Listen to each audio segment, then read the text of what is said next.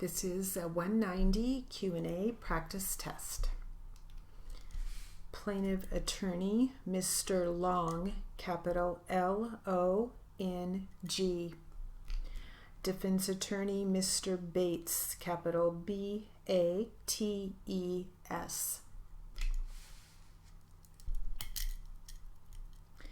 And we'll start with plaintiff attorney. Ready? Here we go. How are you employed? I work for the State Crime Lab in Hillside. I'm a forensic scientist. I work for the DNA analysis unit, and I also do crime scene evidence location, recovery, and collection. How long have you been employed with the Wisconsin State Crime Lab in Hillside? I began there in January of 2000. Had you had any previous employment as a crime lab analyst prior to that? My first job as a forensic scientist was with the State Crime Lab in Milwaukee. I started there in 97. I moved from there after about a year and a half to the State Lab in Austin, Texas, and then I moved to the Hillside Lab in 2000. As a DNA analyst, what do you do for them? Generally, I examine evidence collected at crime scenes and whether we have collected it or the police agency has collected it, it's brought to the lab for analysis. So I will look for biological materials and I will attempt to extract DNA from them and type the DNA, get a genetic profile. Then we take samples from known individuals. It's usually a blood sample or a swab from inside your cheek, extract the DNA from that, get the genetic profile, match up the profiles if I can, determine whether or not the DNA from the crime scene item stains is the same as or different than the DNA from known individuals. Mr. Graves, what other roles or duties have you been assigned or volunteered to perform for the crime lab? Well, in addition to my major role as a DNA analyst at the lab, we have a volunteer system where we do process crime scenes. So if any agency in the state feels uncomfortable or needs help or assistance that we can offer, whether it's just a phone call, get some advice, or whether we actually go to the scene and help them, we'll go. We'll document the scene, photos, we'll do sketches, but our main job is to find the evidence and collect it and bring it back to the lab. Is there a name for that exact unit or task that you perform? That's the field response team. How long have you been a member of the field response team? About 6 months after I arrived at the lab, so it was about June of 2000. I began going out with them on field responses. Prior to that, I had also done field response work in the Texas lab. I began training as a crime scene photographer at the Hillside Lab, and I completed that training in about December of 2000. But during that whole time, since about June of 2000, I have been going out to crime scenes with the Hillside teams. Let's talk a little bit about your education, Mr. Graves. I take it you have an undergraduate degree in chemistry from the University of Wisconsin Parkside. That's in Kenosha. Do you have any graduate degree from the same school? That's in molecular biology. All right, when did you receive that degree? The undergraduate degree I completed in 84 and the master's degree I completed in 92. Now, generally, again, returning to your work with the field response unit, what kinds of cases does the field response unit become involved in? Generally, it's any case where the agency is uncomfortable, number one, whether they don't have the experience or whatever, generally involved in some sort of homicide. Could be bones found in the woods, might not be a homicide, maybe a missing person, might be an accidental shooting, hunter shooting, that sort of thing. We get involved, but it's at the request of the agency where it's happening, and that they would request us to come and help.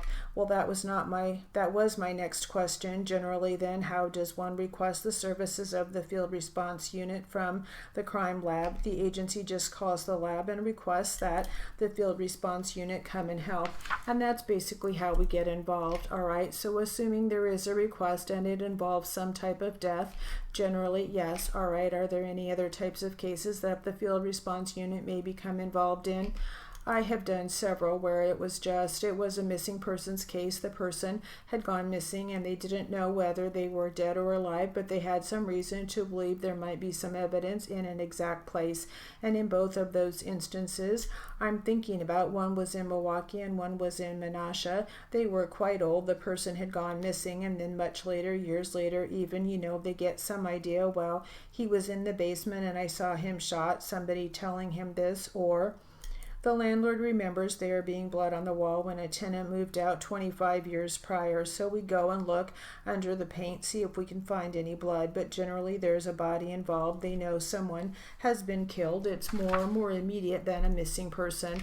All right, Mr. Graves, I would like to direct your attention to Saturday, November 5th, 2005, and ask, how did you become involved in this exact case? It was a Saturday, so I wasn't at work, but I was on call. So the Towaoc County Sheriff's Department called the lab number, and our answering service forwarded the call to me, and it was Detective Dave Remick. Asked that. Well, he explained to me that he had a missing persons case out of Calumet County they were getting involved with, but the vehicle belonging to that person had been located in Towaoc County, and he would like for the lab to come and look up the area around the vehicle and to recover the vehicle and bring it back to the lab. About what time did you receive that call, or did you make contact with Detective Remick? That was around noon on Saturday. All right, did you then respond? Yes. About what time did you leave Hillside? It was about 1:15 p.m. I had contacted the photographer to take with me, and we had a field response vehicle, looks like a ugly colored yellow ambulance, and we headed for Towaoc County. Who, if anyone, assisted you in this initial response? My photographer for that was George Zhang. And for the benefit of everyone, could you spell Mr. George Zhang's last name? It's Z-H-A-N-G. Thank you. About what time did you arrive at the location? It was about 4 p.m. And who did you meet at that location? I was looking for a Detective Remick, and he took me to an area near a fire truck where they had a canopy off the side of a fire truck, and it was a kind of a stormy day, and it was windy and loud, and I was introduced to Detective Mark Weigert, Calumet County Sheriff's Department, and also Special Agent Tom Vass of the Wisconsin Department of Criminal Investigation, and those two were my main contact people throughout the rest of my involvement at the scene. Did you at all briefly meet Detective Remick? I believe I did. All right, but your direction came from Investigator Weigert and Agent Vass. Yes. All right, after you checked in with them, what did you do? They were at the end of the road leading into the salvage yard, and that Ford vehicle, the victim's vehicle, had been located maybe a quarter mile into the salvage yard down a hill. And so they got somebody to lead us down to a flat area that was just in front of a pond, and there was a car crusher nearby, but it was quite an open gravelly area, and we were able to park there. And then we proceeded on foot. I'm going to stop you right there if I may, and this might help. I would like to direct your attention to the screen and show you what has been received as Exhibit 86. That's an aerial view. All right, I'm going to have my colleague hand you a laser pointer here, and that may be of some help to you. And if you could then briefly describe, first of all, where the fire truck with the canopy was, and then your general direction. I don't want to get the court reporter. Okay, so right there is where the fire truck was. Let the record reflect the witness is directing a laser pointer to the lower left-hand corner of Exhibit 86. No objection. Record will so reflect. Thank you. And from there, sir, where did you proceed? Down this road, and this is the flat area where we parked. All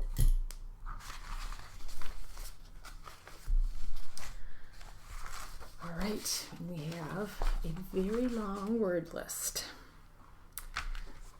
Ready? Here we go. Hillside, capital Hillside.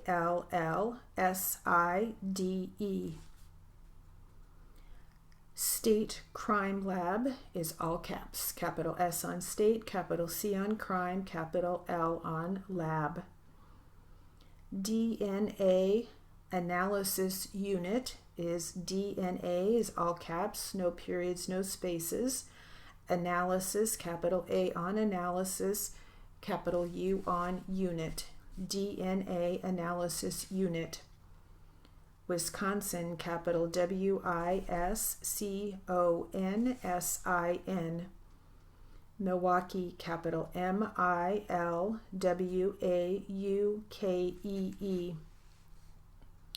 Austin, capital Austin. Texas, capital Texas. Mr. Graves, capital Graves.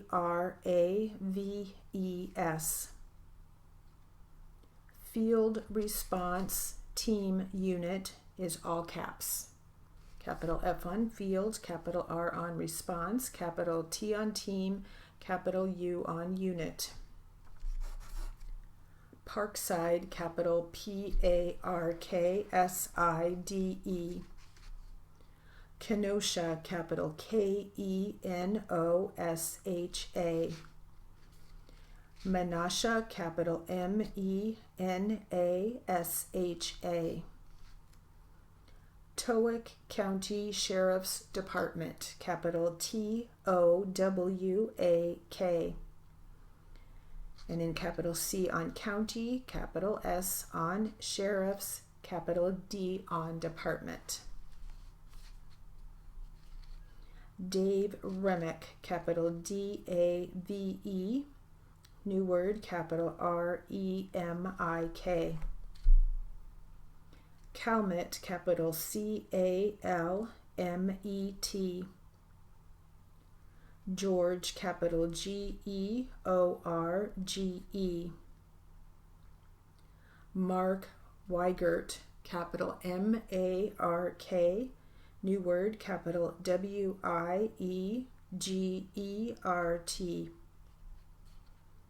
Tom Fass, capital Tom. New word, capital Fass. Ford, capital Ford.